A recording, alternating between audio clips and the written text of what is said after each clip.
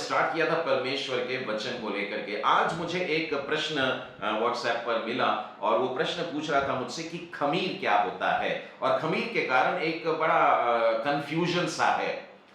आप लोगों को बताऊं मैं कि बाइबल के किसी भी शब्द को कहीं एक जगह पकड़ करके उसका अर्थ निकाल करके दौड़ने मत लग जाना।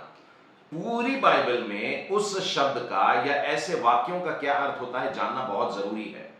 खमीर का वर्णन हमको मिलता है निर्गमन की पुस्तक उसके 12वें अध्याय में। अगर आप 12वां अध्याय ही ध्यान से पढ़ेंगे तो वहां दो खमीर का वर्णन मिलता है, दो प्रकार के खमीर का वर्णन मिलता है, या अखमीर का वर्णन मिल जाता है वहां पर आप लोगों को। यदि आप मत्ती के 13वें अध्याय में आएंगे तो यहां पर भी आपको दो प्रकार के खमीर मिल जाएंगे। मैं यह बताना चाहता हूं कि बाइबल में एक ही शब्द का उपयोग अलग अलग बातों के लिए भी किया जा सकता है।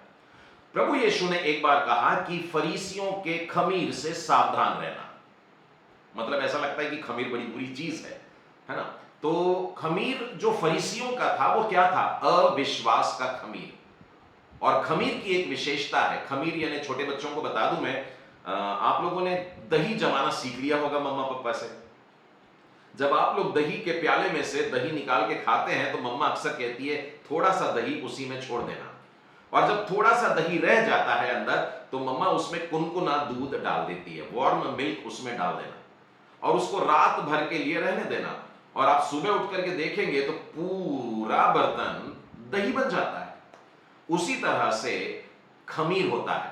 जब आटा बना लिया जाता है तो उस खमीर वाले आटे में से एक लोई को छोड़ दिया जाता है, इतना इतना आटा छोड़ देते हैं, और फिर वो अगले दिन के आटे में रख देते हैं, लपेट देते हैं, बांध देते हैं, और थोड़ी देर के बाद या सुबह होते होते अगले दिन शाम तक वो पूरा की पूरा खमीर बन जाता है।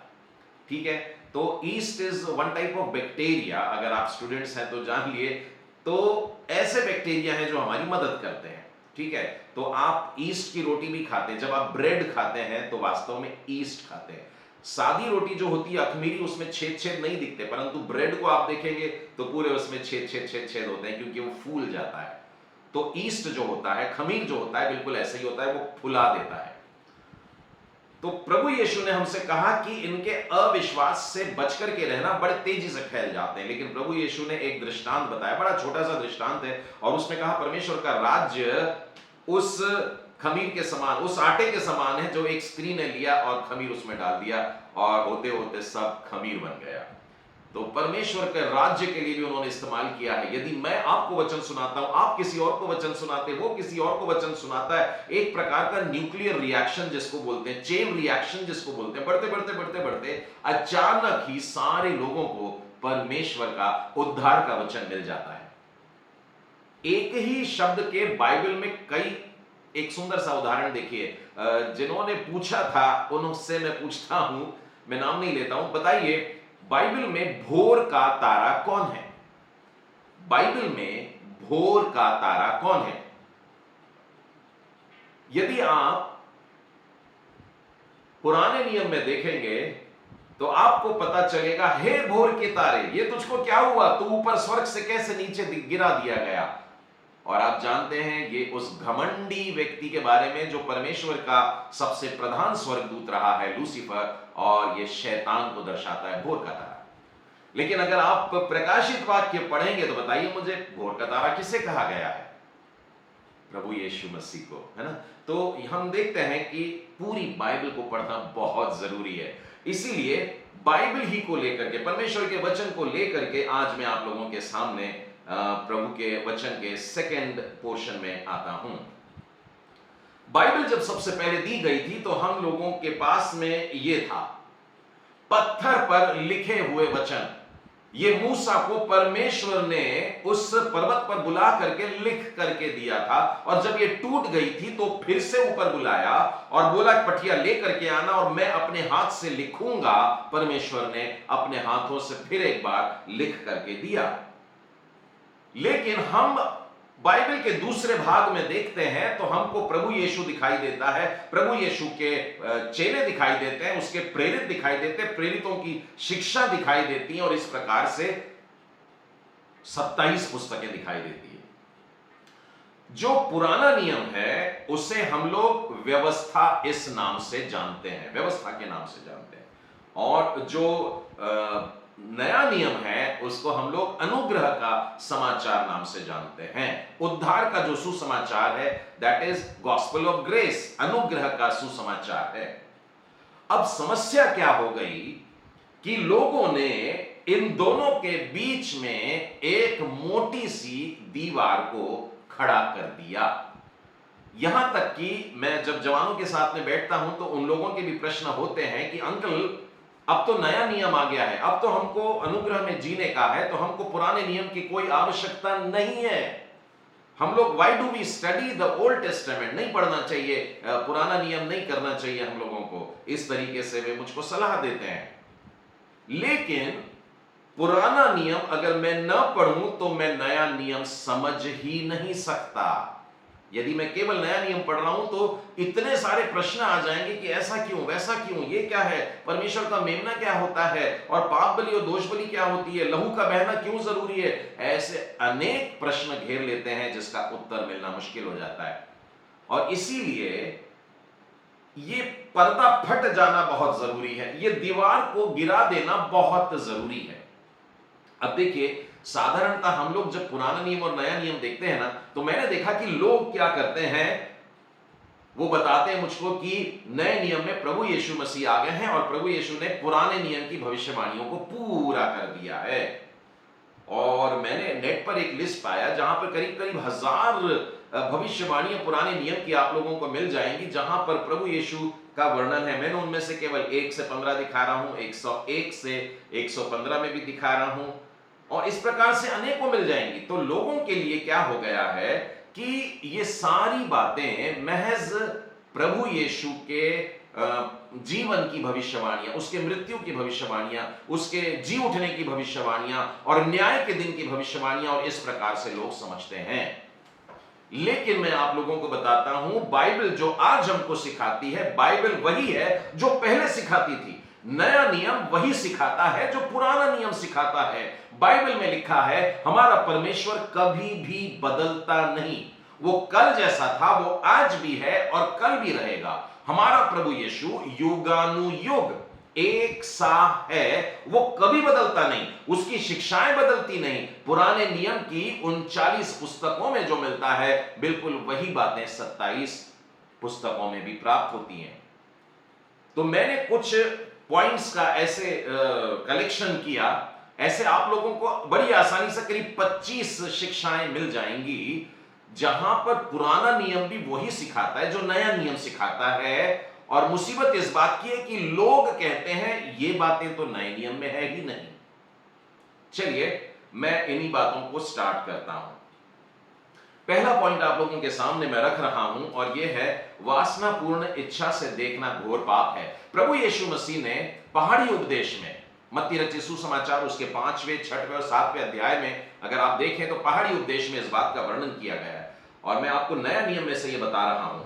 और देखिए 5वां अध्याय और उसके 27 और 28वें वचन। 28 में लिखा है, परंतु मैं तुमसे यह कहता हूं कि जो कोई किसी स्त्री पर कुदृष्टि डाले वह अपने मन में उससे व्यभिचार कर चुका। और लोगों ने समझा हाय ये तो बड़ी नई टीचिंग हो गई।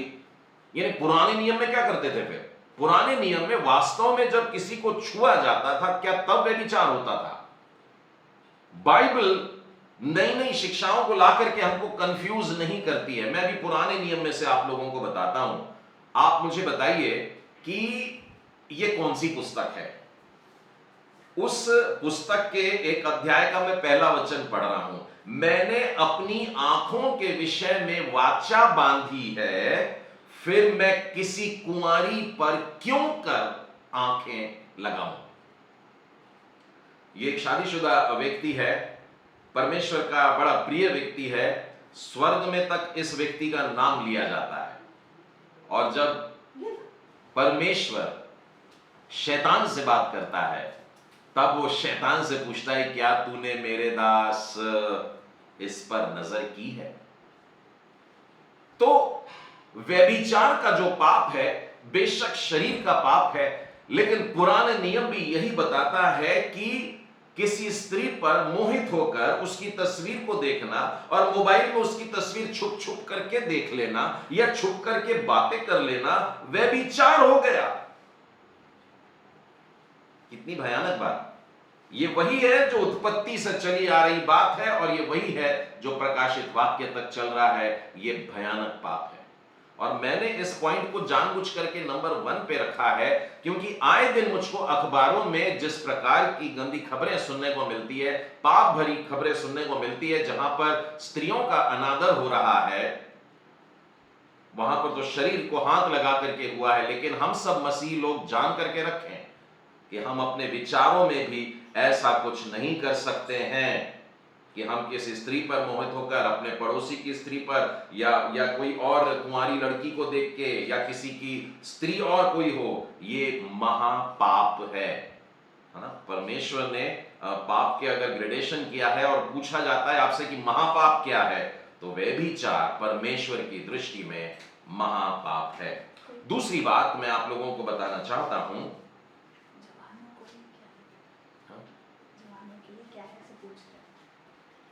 चैट पर एक मैसेज आया है और वे पूछ रहे हैं कि फॉर यूथ, ओके, अडल्ट्री जिस प्रकार से एक हस्बैंड, मैं मैरिड हूं और यदि मैं अपनी पत्नी को छोड़कर किसी और लड़की को देखता हूं, किसी और की स्त्री को देखता हूं, तो वो कहलाता है अडल्टरी। बाइबल में आपको एक और शब्द मिलेगा, वो है इंसेस्ट।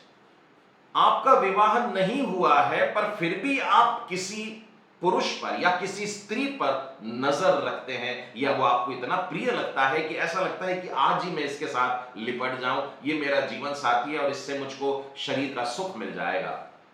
तो जवान प्रियो, आपकी विवाह नहीं हुआ है, बाइबल आपको आज्ञा देती है, विवाह अगर हो गया है तो पत्नी को छोड़ना नहीं, और विवाह नहीं हुआ है तो ढूंढना मत। ठीक है, चलिए अगले पॉइंट पर आते हैं हम लोग। अपने पड़ोसी से अपने जैसा प्रेम रखो। बहुत से लोगों को लगता है प्रभु यीशु ने ये तो एकदम नई प्रकार की शिक्षा ला करके दे दी है ना। पहले प्रेम करने के लिए इतना नहीं बोला जाता था, लेकिन यहां पर हम नए नियम में देखते हैं, मत्ती रचित सुसमाचार और उसके 22वें अध्याय से पढ़ के बता रहा हूं। वहां पर एक व्यक्ति यीशु के पास में आता है और उससे पूछता है कि बाइबल में सबसे बड़ी वाली आज्ञा कौन सी है। ये प्रभु यीशु को ना बहुत टेस्ट किया करते थे, वो चाहते थे कहीं तो भी फंस जाइए, वो उनके यीशु के मुंह से कुछ ऐसा निकल जाए कि इसको उसी दिन मार दे। लेकिन प्रभु यीशु भी परमेश्वर हैं और वे परमेश्वर मनुष्यों के बीच में वो बात कर रहा है, और उन्होंने 37वें वचन में इसका खुलासा किया कि तुझको अपने परमेश्वर से अपने सारे बुद्धि, अपने सारे प्राण, अपनी सारी शक्ति, सारे मन से तुझको प्रेम करने का, यानी 100% प्रेम करने का है परमेश्वर से। और he did not put a full stop, उसने ऐड किया, कंजंक्शन लगाया, जोड़ा, और इसी के साथ एक और बात है, और वो बात कौन सी है? बड़ी और मुख्य आज्ञा तो यही है और उसी के समान यह दूसरी भी है। यीशु ने नए नियम में बताया कि तू अपने पड़ोसी से अपने समान प्रेम रख। ये नया नियम की शिक्षा हो गई। लोग समझते हैं प्रभु यीशु ने हमको अपने पड़ोसियों से प्रेम करना सिखाया। मैं आपको बताना चाहूंगा कि पुराना नियम भी हम लोगों को अपने लोगों से प्रेम करने के लिए कहता है, अपने मन में एक दूसरे के प्रति बैर न रखना। ये पुराने नियम की पुस्तक में से पढ़ रहा हूं और लेव्य व्यवस्था से पढ़ रहा हूं। ठीक है, अपने मन में एक दूसरे के प्रति बैर न रखना, अपने पड़ोसी को अवश्य डांटना नहीं तो उसके पाप का बोझ तुझको उठाना पड़ेगा। पलटा न लेना और न अपने जाति भाइयों से बैर रखना, परंतु एक दूसरे से अपने समान प्रेम रखना।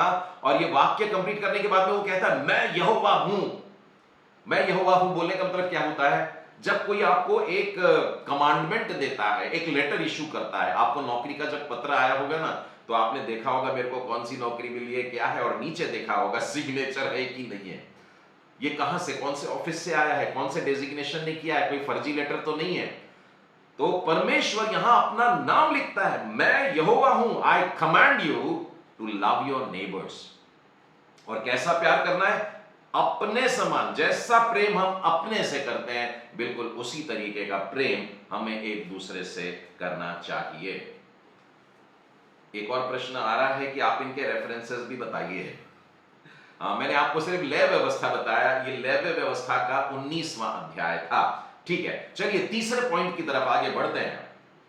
प्रभु यीशु ने एक बार कहा कि कंगाल तुम्हारे साथ सदा रहते हैं। आपको मालूम है जब प्रभु यीशु ने यह वाक्य कहा था तो चेले लोग बड़े परेशान हो गए थे। चेले लोग तो यह वाक्य कहने के पहले भी परेशान थे। प्रभु यीशु शमौन के घर में बैठे हुए हैं और भोजन का समय हो चुका है, तब अचानक एक स्त्री अपने हाथों में एक इत्र का पात्र लेकर के आती है, एक बॉटल लेकर के आती है और उसे फोड़ देती है, उसे तोड़ देती है और उसके अंदर बहुमूल्य, बहुत ही महंगा, कीमती, और जो पैशन वीक की क्लासेस अटेंड किए थे उनको मैंने बताया था कि इसकी वैल्यू कितनी थी, और इतने बड़े वैल्यू की चीज तोड़ दी गई। वो इत्र था जो यीशु के ऊपर उंडेल दिया गया और प्रभु यीशु ने इसको ग्रहण किया और उसने स्वीकार किया कि ये मेरे गाड़े जाने के लिए कर रही है। परंतु लोगों का कहना था, हाय ये तो 300 दिनार में हम लोग बेचते थे, कितने सारे कंगालों को रोटी मिल जाती थी, तुमने तो वेस्ट कर दिया। चेले लोग पहले परेशान है। अब देखिए प्रभु यीशु कहते हैं कि कंगाल तुम्हारे साथ सदैव हैं। यह हमें कहां मिलता है? मरकुस के 14वें अध्याय में देखिएगा, वहां पर मिलता है, उस स्त्री को छोड़ दो, उसे क्यों सताते हो। ये देखिए उसको पकड़ के मारपीट भी करने लग गए होंगे, ये क्या करी तूने, ऐसा करना था क्या? और उसने मेरे साथ भलाई की, यीशु के साथ में भलाई का काम करी है। और उसके बाद 7वां वचन लिखा है, कंगाल तुम्हारे साथ सदा रहते हैं और तुम जब चाहो तब उनसे भलाई कर सकते हो, पर मैं तुम्हारे साथ सदा नहीं रहूंगा। कंगाल तुम्हारे साथ में रहेंगे। और प्रभु यीशु ने अपने 1-2 शिक्षाओं में बहुत स्पष्ट बताया, न्याय के दिन मैं एक बाजू और दाएं तरफ बाएं तरफ, ऐसे 2 तरफ खड़ा कर दूंगा, और मैं एक को अपनी ओर ले जाऊंगा और एक को नहीं लेकर के जाऊंगा अपने साथ। और वो भीड़ के लोग दोनों भी परेशान है, जो जा रहे हैं स्वर्ग वो भी पूछते हैं, प्रभु जी हमने आपको कब मदद की, हमने आपको कब खाना खिलाया, हमने कब आपको कपड़े पहनाए, हमने कब आपकी सुधी ली। और प्रभु यीशु ये बताएंगे कि जो संसार में रहकर तुमने इन छोटे में से छोटे, इन कंगालों के साथ में किया, वो मेरे साथ में किया है। ये नए नियम की शिक्षा लगती है। लेकिन यदि हम पुराना नियम देखते हैं तो पुराने नियम में देखिए वहां पर भी ऐसा ही लिखा है। मैं व्यवस्था विवरण से इस समय पढ़ रहा हूं, आप लोगों की स्क्रीन पे 10वां और 11वां वचन दिख रहा है। तू कंगालों को अवश्य देना और उन्हें देते समय तेरे मन को बुरा न लगे। बहुत से लोग दान तो कर देते हैं और बाद में लगता है कि यार उसको 10 रुपए दे दिया, एकदम 10 से नहीं देना था, 5 ही देना था मुझको, तो मन बाद में काटता है, अगली बार से फिर नहीं देंगे, ऐसा करके मन कर लेते हैं। ठीक है, तो परमेश्वर कहता है दिल खोल के देना, खुशी से देना। नए नियम में भी यही बताया गया है, परमेश्वर हर्ष से देने वाले से प्रेम करता है ना। तो परमेश्वर चाहता है कि हम खुशी से दें। 11वें वचन में लिखा है, तेरे देश में कंगाल तो सदा पाए जाएंगे। और ये लिखा गया था कहां? इज़राइल में, है ना। और आज हम लोग भारत देश में रहते हैं गरीबी की रेखा के नीचे, यानी कि दरिद्र कहलाने वाले, कंगाल कहलाने वाले हमारे देश में बहुत है। इसलिए ये वाला वाक्य तो मानो मुझको दिल को लगने वाला वाक्य है। और आज मैंने अखबारों में पढ़ा कि फिर एक बार मजदूरों ने अपना पलायन शुरू कर दिया, क्योंकि लॉकडाउन लगने की संभावना हो रही है, इस कारण से अब उनकी रोटी नहीं मिलेगी। अब ये फिर एक बार उस गरीबी में जा रहे हैं कि पता नहीं रोज इनके घर में चूल्हा जलेगा या नहीं जलेगा। मेरे मित्रों, आज परमेश्वर के द्वारा दी हुई इन आज्ञाओं को, जो पुराने नियम में भी थी और नए नियम में भी हैं, हमारे लिए बेहद अच्छा समय है कि हम उनका पालन करें। आइए चौथे पॉइंट की तरफ चलेंगे, और चौथा पॉइंट है, खतना वही है जो हृदय का है। इस वचन के लिए बहुत सारे लोग ये कहते हैं कि हृदय का खतना, देखिए सर्कमसिशन जो होता है, खतना जो होता है, ये वास्तव में परमेश्वर ने अब्राहम के समय से स्टार्ट किया था। वहां पर एक वाचा बांधी गई थी और उस समय से अब्राहम की सारे संतान परमेश्वर के होने वाले हैं, और उनके सारे संतानों में जितने भी लड़के होंगे, पुरुष होंगे, वे अपने शरीर पर एक निशान लगाएंगे और उसको खतना कहा जाता है। लेकिन नए नियम में अगर आप पौलुस की पत्रियों को पढ़ेंगे तो वो वहां पर इस बात को स्पष्ट करता है, क्योंकि परमेश्वर का वचन यहूदियों के साथ साथ अन्य जातियों में भी पहुंच रहा था। अन्य जातियों में खतना की विधि नहीं थी, तो यहूदी लोग बोलने लगे नहीं, उनको भी कराना पड़ेगा ऐसा करके। तब पौलुस ने परमेश्वर की आत्मा की प्रेरणा में यह बात वहां पर लिखा है कि तुम शरीर से परमेश्वर की आराधना करते हो, जुबान से परमेश्वर की आराधना करते हो, क्या तुम्हारे हृदय में परमेश्वर की आराधना है, परमेश्वर का प्रेम है? तो देखिए यहां पर नया नियम का जो शब्द लिखा है यह हमको रोमियो के 2 अध्याय में मिलता है और उसके 28 और 29वें वचन। यहूदी वो नहीं जो सचमुच में, यानी यहूदी मां बाप को पैदा हो गए तो यहूदी नहीं होते हैं, और जो खतना वास्तव में शरीर में किया गया वो रियल खतना नहीं होता है। यहूदी तो वो है जो मन में है, और खतना वही होता है जो हृदय का और आत्मा में है। तो यहां पर हमको पता लगता है कि नया नियम हमको यह बताता है कि वो निशान यहां होना चाहिए, हमारे मन में होना चाहिए, हमारी आत्मा में होना चाहिए। और इसी बात को यदि हम व्यवस्था विवरण में देखें तो पुराने नियम में भी यही शब्द आ रहा है, और यहोवा की जो जो आज्ञा और विधि मैं आज तुझे सुनाता हूं उनको तू ग्रहण कर जिससे तेरा भला हो। यहोवा परमेश्वर कहता है मैं यहोवा तुझको ये आज्ञा दे रहा हूं और ये विधि बता रहा हूं। और उसी के 16वें वचन में आगे जाकर के क्या लिखता है, इसीलिए अपने अपने हृदय का खतना करो और आगे को हठीले न रहो। ये हमारा हठीलापन है, मन में है, वो नहीं है, ऐसा नहीं है। हमको जो सही लग रहा है, हमको जो फायदे का लग रहा है वो लेना, लेकिन ये खतना नहीं हुआ। मन से जो बातें होती है केवल वो ही है जो हमें परमेश्वर की पहचान में लेकर के जाती है। जब स्वर्गदूत आएंगे तो हमारे कपड़ों के नीचे हमारे शरीर में निशान नहीं देखेंगे, वो स्वर्गदूत हमारी आत्मा को देखेंगे और आत्मा के इस निशान को देखेंगे, उसके पवित्र आत्मा को देखेंगे और वो कहेंगे परमेश्वर की संतान चलो हमारे साथ, और उसके साथ जाना होगा।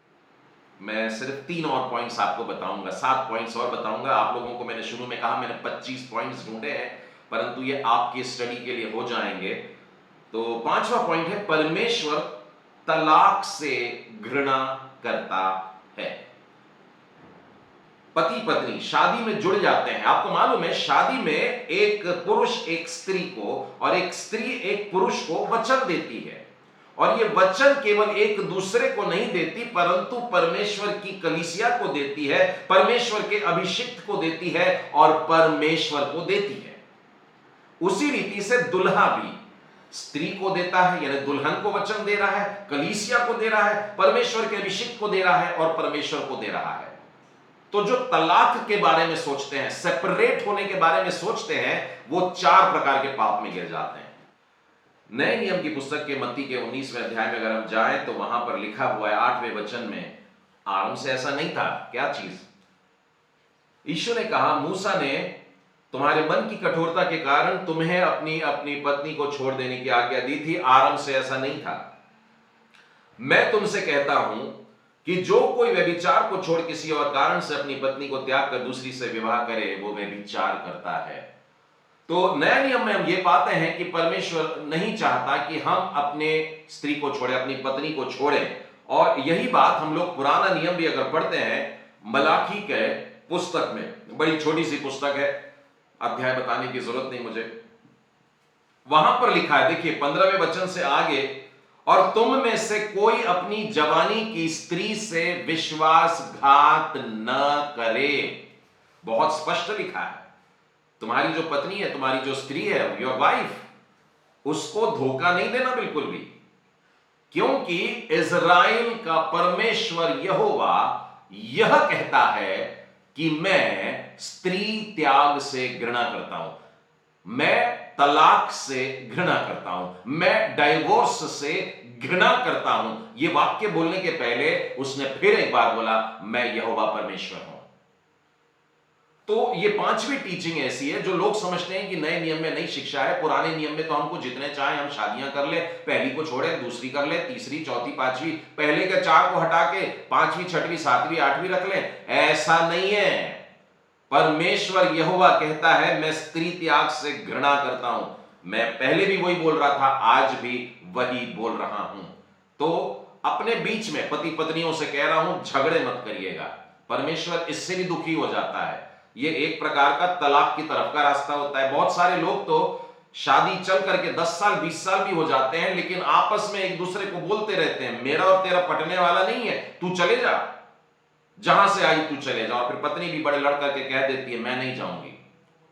देखिए परमेश्वर हमसे क्या चाहता है यह महत्वपूर्ण है। नया नियम की शिक्षा और पुराने नियम की शिक्षाओं को कोट करते हैं। बहुत से हस्बैंड्स को मैंने देखा है कि वो बाइबल में से बता देते हैं कि स्त्री को पुरुष के अधीन रहने का है। ये वाक्य ध्यान देना सब हस्बैंड लोग, ये उसके साथ में लिखा है जहां पर लिखा है कि हर एक पति अपनी पत्नी से वो वाला प्रेम रखे जो प्रभु यीशु ने कलीसिया से रखा है।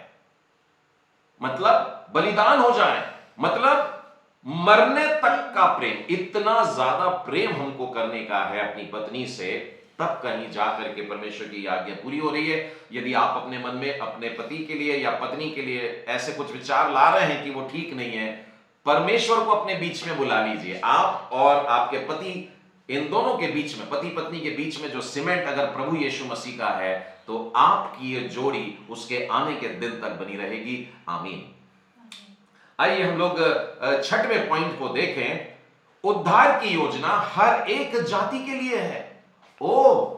कई लोग समझते हैं, चर्च जाने वाले लोग भी समझते हैं कि पुराना नियम यहूदियों के लिए था, कुछ गिने चुने लोगों के लिए था, और ये सब लोगों के लिए नहीं था। प्रभु यीशु ने आकर के व्यवस्था को बदल डाला, व्यवस्था को इंप्रूव कर दिया, और अब सब लोगों के लिए उद्धार का सुसमाचार है, सारी दुनिया के लिए उद्धार का सुसमाचार है, ऐसा वो कहता है। लेकिन सच्चाई क्या है, पहले नया नियम में देख लेते हैं हम लोग। नए नियम में प्रेरितों के काम और उसके 10वें अध्याय में जहां पर पतरस कर्नेलियस के घर में गया है। कर्नेलियस इटालियन है, अन्य जाति का है, यहूदियों का नहीं है, परंतु मन से परमेश्वर से प्रेम करने वाला है। परमेश्वर के सम्मुख स्वर्ग में उसकी प्रार्थना पहुंच गई, उसके दान भी पहुंच गए, और वहां से एक स्वर्गदूत ने आकर के उसको आशीष दी। पतरस को उसके घर में बुलाया गया है। देखिए 45 और 48वें वचन को मैं आपके सामने पढ़ रहा हूं। और जितने यहूदी विश्वासी पतरस के साथ आए थे, वे सब चकित हुए कि अन्य जातियों पर भी पवित्र आत्मा का दान उंडेला गया है। अब परमेश्वर का पवित्र आत्मा किसके लिए हो सकता है? परमेश्वर के पवित्र लोगों के लिए, परमेश्वर के चुने हुए लोगों के लिए, यहूदियों के लिए। लेकिन आज अन्य जातियों को मिल गया, परमेश्वर का पवित्र आत्मा उन लोगों को मिल गया। अगर आप वो अध्याय पढ़ेंगे आप विस्मित हो जाएंगे। पतरस ने अभी उन पर हाथ भी नहीं रखा था, और वो तो केवल प्रचार कर रहा था। और परमेश्वर के वचन देखिए कितने सामर्थ्य है, परमेश्वर के वचन बोले जा रहे हैं, और परमेश्वर का आत्मा उतरने लगा और उन लोगों को आत्मा से भर दिया। परमेश्वर का आत्मा अन्य जाति लोगों को भर देता है। और उसके बाद में 48वें वचन में लिखा है, उसने आज्ञा दी और कि उन्हें यीशु मसीह के नाम से बपतिस्मा दिया जाए। तो क्या पुराना नियम भी हमको बताता है कि उद्धार का सुसमाचार सब लोगों के लिए है? चलिए देखते हैं। पुराने नियम में आइए, और मैं आपको मीका की पुस्तक में से बता रहा हूं। आप तो अध्याय पलटा लेंगे, क्योंकि पहला वचन है वहां पर, अंत के दिनों में ऐसा होगा कि यहोवा के भवन का पर्वत सब पहाड़ों पर दृढ़ किया जाएगा, सब पहाड़ियों से अधिक ऊंचा किया जाएगा, और हर जाति के लोग, हर जाति के, अंग्रेजी बाइबल पढ़ोगे तो वहां पर नेशंस शब्द आया है, यानी अलग अलग देश, अलग अलग कंट्रीज, और वहां से सब लोग आ रहे हैं। कैसे आ रहे हैं? धारा के समान। धारा मतलब बूंद बूंद वाला नहीं है, धारा मतलब जब नदी में बाढ़ आती है ना, आप देखिए धारा क्या होती है, ऐसा भयानक तरीके से पानी बहता है। तो हजारों की संख्या में, लाखों की संख्या में यहां लोग जाति जाति से आ रहे हैं, नेशन से आ रहे हैं, अलग अलग देशों से दौड़ते दौड़ते परमेश्वर के पास आ रहे हैं, उसकी ओर चलेंगे, और बहुत जातियों के लोग जाएंगे। देखिए याकूब के परमेश्वर के पास, अब्राहम के परमेश्वर के पास, इसहाक के परमेश्वर के पास में जातियों से आएंगे, सिर्फ यहूदियों से नहीं, परंतु अलग अलग राष्ट्रों से चल करके आ रहे हैं। यह छठवां पॉइंट था। आइए हम लोग 7वें पॉइंट की तरफ ध्यान देंगे, और यह नई वाचा है। मैंने पैशन वीक में इस नई वाचा को बहुत डिटेल में लिया था, पर फिर भी यहां पर मैंने उसको इंक्लूड किया है क्योंकि बहुत जरूरी है। क्योंकि लोग समझते हैं ओल्ड टेस्टामेंट यानी ओल्ड वाचा यानी वो खत्म हो गई, वो नाश हो गई, वो सील हो गई, अब उसको नहीं देखना, ऐसा सिखाते हैं। लेकिन मेरे प्रियो, मैं आपको बताना चाहूंगा कि नई वाचा जो है, जिसके विषय में परमेश्वर हमको यहां उसके वचनों में लूका के 22वें अध्याय में देखिएगा, वहां पर लिखा हुआ है, प्रभु यीशु अपने चेलों के साथ में बैठे हैं, उन्होंने रोटी ली, धन्यवाद करके तोड़ी और बोला ये मेरी देह है। और उसके बाद में इसी रीति से बियारी के बाद कटोरा भी हाथ में लिया और यह कहते हुए उसने कटोरा अपने चेलों को बांटा और यह कहा, यह कटोरा मेरे उस लहू में जो तुम्हारे लिए बहाया जाता है नई वाचा है ना। तो मैंने पैशन वीक के दौरान आपको इसके डिटेल में बताया था कि क्यों जरूरी था कि प्रभु यीशु का लहू बहे, क्यों प्रभु यीशु मसीह बलिदान हो, नई वाचा के लिए लहू का बहना क्यों जरूरी। जितनी भी वाचाएं हुई सब पर मुहर लगी थी लहू के द्वारा। लेकिन जब आप यिर्मयाह नबी की पुस्तक पढ़ोगे, देखिए उसके 31वें वचन में लिखा हुआ है, तब मैं नई वाचा बांधूंगा, नई वाचा बांधूंगा। ये फ्यूचर टेंस में लिखा हुआ शब्द है और उसके लिए लहू की मोहर लगना भी जरूरी है। मतलब फ्यूचर में एक लहू भी बहेगा और वो प्रभु यीशु मसीह का पवित्र लहू है, जो परमेश्वर का मेमना है और जो निर्दोष है, जो नर है और जो कुंवारा है, और वो सारी बातें जो एक मेमने में होनी चाहिए। और देखिए कितनी सुंदर बात लिखी हुई है, उस वाचा के समान ये नहीं होंगी जो मैंने पहले उनके पुरखाओं से खाई थी, परंतु जो वाचा मैं उनको बाद में देने वाला हूं, नई वाचा जो आने वाली है, वो ये है कि मैं अपनी व्यवस्था उनके मन में समवाऊंगा और उसे उनके हृदय पर लिखूंगा। मैं उनका परमेश्वर ठहरूंगा, वे मेरी प्रजा ठहरेंगे। यहोवा की यही वाणी है। आप आगे पढ़ेंगे तो लिखा है, फिर किसी को सिखाने की जरूरत नहीं पड़ेगी। मैं और आप परमेश्वर के वचन से भरे जाएंगे। ये नई वाचा है। परमेश्वर का वचन मतलब प्रभु यीशु मसीह के स्वभाव से हम भरे जाएंगे। इस प्रकार से परमेश्वर का वचन हम लोगों से कहता है। तो मैं शेयरिंग बंद करूं? ओके, ठीक है। प्रभु यीशु मसीह जो हमें नई वाचा का लहू दिए हैं, उस बात के लिए धन्यवाद। और इस प्रकार से बहुत सारी शिक्षाएं हैं जो पुराने नियम में थी, वही नए नियम में है। ऐसा कुछ नहीं कि नया नियम बोलता है कि पुराना नियम गलत था, उसको मत फॉलो करो, और नए नियम के लिए हमको नई शिक्षाएं देता हो। तो प्रियो, मैं बाइबल के ऊपर, परमेश्वर के वचन के ऊपर एक और छोटी सी बात आप लोगों को बताना चाहता हूं कि परमेश्वर हमें नए नियम में भी सिखाता है कि पुराना नियम पढ़ा करो। मैं 5 मिनट और लेना चाहूंगा। प्रभु यीशु मसीह जिस दिन जी उठे थे, उस दिन 2 चेलों के साथ में वे इम्माउस के रास्ते पर जाते जाते जो बातें कर रहे थे, आपको मालूम है वो क्या बातें थी? प्रभु यीशु मसीह के जी उठने के संबंध में वे लोग परेशान थे कि हमको तो कुछ समझ में नहीं आ रहा। तब प्रभु यीशु ने उनको डांटा और उनको बोला कि हे निर्बुद्धि और भविष्यवक्ताओं की सब बातों पर विश्वास करने में मंदमतियों, क्या यह अवश्य नहीं था कि मसीह ये दुख उठाकर अपनी महिमा में प्रवेश करे? अब ध्यान से सुनना, ये 27वां वचन। तब यीशु ने मूसा से और सब भविष्यवक्ताओं से आरंभ करके सारे पवित्र शास्त्र में से अपने विषय में लिखी हुई बातें समझा दी। कहने का मतलब, सुसमाचार में जो प्रभु यीशु दिखाई देते हैं वो पुराने नियम के सारे लोगों में से। तो चलो ये बात समझ में आ गई कि प्रभु यीशु की भविष्यवाणी हमको पुराने नियम में मिलती है। इसके अलावा शिक्षाओं के बारे में भी यही करना है क्या? बिल्कुल। मत्ती रचित सुसमाचार उसके 13वां अध्याय जो है ना, पूरा दृष्टांतों से, छोटे छोटे दृष्टांत है उसमें। ये सारे सुनाने के बाद में प्रभु यीशु ने अपने चेलों से पूछा, क्या तुमने ये सब बातें समझी?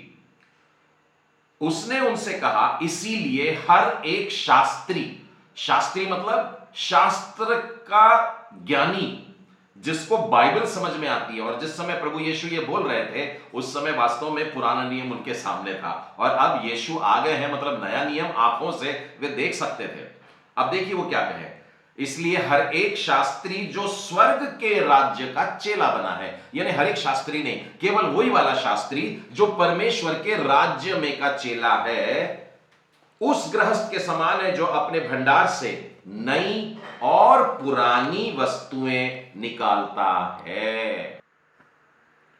ओके, यशायाह नबी की पुस्तक उसका 34वां अध्याय, यहां पर देखिए एक बड़ी मजेदार घटना घटी थी।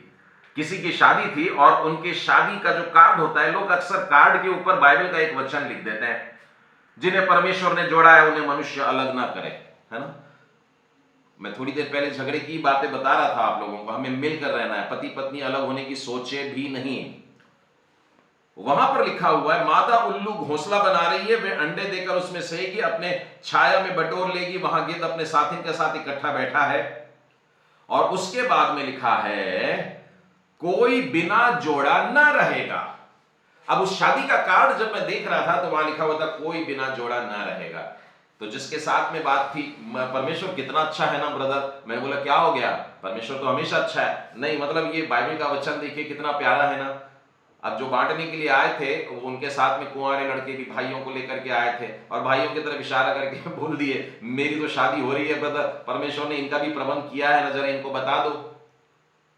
अब वो बाइबल का ये वाला वचन उठा करके समझते हैं कि कोई बिना जोड़ा न रहेगा। परमेश्वर ने हर एक पुरुष के लिए, हर एक के लिए एक एक स्त्री बनाई है, ऐसा नहीं है। यहां पर जो जोड़े की बात कही गई है, वो वास्तव में पुराने नियम की लिखी हुई बातों को नए नियम के साथ में बांधने वाली जोड़ी की बात कर रहा है।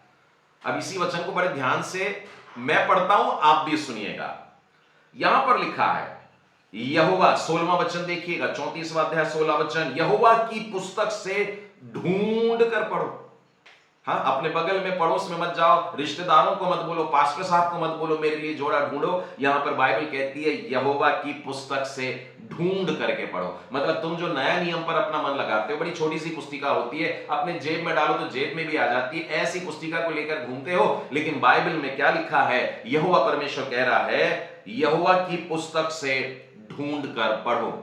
हम नए नियम की पुस्तक को यीशु की पुस्तक कहते हैं, और पुराने नियम की पुस्तक को यहोवा की पुस्तक कहते हैं। तो यहां पर लिखा है, यहोवा की पुस्तक से ढूंढ कर पढ़ो, मतलब पुराने नियम में ढूंढो। वो हमको ढूंढने के लिए बोल रहा है, इसके लिए हमें पुराना नियम पढ़ना पड़ेगा, हमें बाइबल पढ़नी है। हमें केवल छोटे छोटे से वचन पढ़ करके नहीं छोड़ देने का है। बहुत से लोग पुराने नियम खोलते हैं तो केवल भजन संहिता पढ़ते हैं और बड़े खुश हो जाते हैं, नीति वचन पढ़ते हैं, बड़े खुश हो जाते हैं। लेकिन परमेश्वर के वचन उत्पत्ति से लेकर मलाकी तक का पुराना नियम पूरा है। यहोवा की पुस्तक से ढूंढ कर पढ़ो, इनमें से एक भी बात बिना पूरा हुए न रहेगी, कोई बिना जोड़ा न रहेगा। तो आप लोगों ने समझा कि यह बिना जोड़ा न रहेगा का मतलब क्या है। परमेश्वर के जो वचन हैं, पुराने नियम में बताए गए, उनके जोड़ीदार वचन हमको नए नियम में ढूंढने हैं। जब आपको ढूंढ करके मिल जाएंगे, तब आप आनंदित होते हैं, खुश होते हैं, और इतनी ऊर्जा आ जाती है, इतनी सामर्थ आ जाती है कि आप चुप नहीं बैठते और सब लोगों को वचन सुनाते हैं। प्रियो, आज मैं यहीं पर समाप्त करना चाहूंगा वचन को, संदेश को, और मैं चाहूंगा कि आप बाइबल को पूरा पढ़ें। दूसरा तीमुथियुस 3 अध्याय 16 वचन में लिखा है, संपूर्ण पवित्र शास्त्र परमेश्वर की प्रेरणा से रचा गया है। अंग्रेजी में लिखा है, इज गॉड ब्रेथ। परमेश्वर ने अपना श्वास इस वचन में भर दिया है। प्रभु यीशु ने शिष्यों पर फूंका और कहा, पवित्र आत्मा लो। उसके श्वास में से जब आप पढ़ेंगे, परमेश्वर यहोवा का श्वास आपके अंदर आएगा और पवित्र आत्मा से हम भर जाते हैं। कर्नेलियस के घर पर वचन सुना जा रहा था और वे पवित्र आत्मा से भर गए। आइए हम लोग प्रार्थना करें। सर्वशक्तिमान परमेश्वर पिता, अद्भुत परमेश्वर, जीवित परमेश्वर, प्रेम करने वाले परमेश्वर, जो आदि काल से थे और अनादि काल तक हैं, जो अल्फा है और जो ओमेगा है, हम आपके पवित्र वचनों के लिए धन्यवाद देते हैं। प्यारे प्रभु जी, आप जीवित परमेश्वर हैं। आप हमारी तरफ देख रहे हैं। हमारे बाइबल स्टडी में आपका पवित्र आत्मा हमको गाइड कर रहा, हमें सिखा रहा, और आज फिर एक बार आपने वचन के महत्व को हमें बताया। हम केवल थोड़ा सा पोर्शन पढ़ने वाले न बने, परंतु पूरी बाइबल जो पवित्र आत्मा से भरी हुई है, हम उसमें से पूरा पूरा भोजन करें, आत्मिक रोटी को प्रतिदिन लेते रहें, और इसके द्वारा हम प्रभु यीशु मसीह के स्वभाव में ढलते जाएं। हे प्रेमी परमेश्वर पिता, आज जितने भी प्रियजन इस जूम मीटिंग में जुड़े हैं, हर एक को आशीर्वादित करें। बहुत सारे प्रियजन पहली बार जुड़े हैं, हम उन्हें भी आपके पवित्र हाथों में देते हैं। बहुत से छोटे-छोटे बच्चे भी हैं, प्यारे परमेश्वर पिता, आप इन्हें भी बहुत आशीर्वादित करिए। शनिवार से जब हम लोग यह बच्चों की क्लास स्टार्ट करने जा रहे हैं, प्रभु जी बड़ी संख्या में फिर एक बार इन बच्चों को एकत्र करिए और उनसे पवित्र आत्मा से भरे हुए वचन उन पर उंडेलने के लिए हम सबकी सहायता करें। हे प्रेमी परमेश्वर पिता, सभी माता पिताओं को भी प्रभु उनके हृदय में कार्य करे कि वे अपने बच्चों को शनिवार की शाम उसके वचन के पास में लेकर के आएं। हे प्रेमी परमेश्वर पिता, आज वचनों के द्वारा आपने मुझसे और मेरे प्रियजनों से बातें की है, इसके लिए हम धन्यवाद देते हैं। फिर एक बार हम अपने देश को, अपने प्रियजनों को, अपनी कलीसिया को और विश्व भर के सारे लोगों को आपके पवित्र हाथों में सौंपते हैं। इस बीमारी के अंधकार को प्रभु यीशु आपकी ज्योति के द्वारा दूर कर दीजिए। ये प्रार्थना हम अपने उद्धारकर्ता प्रभु यीशु मसीह के नाम में मांगते हैं, सुनो और ग्रहण कर। आमीन। आमीन।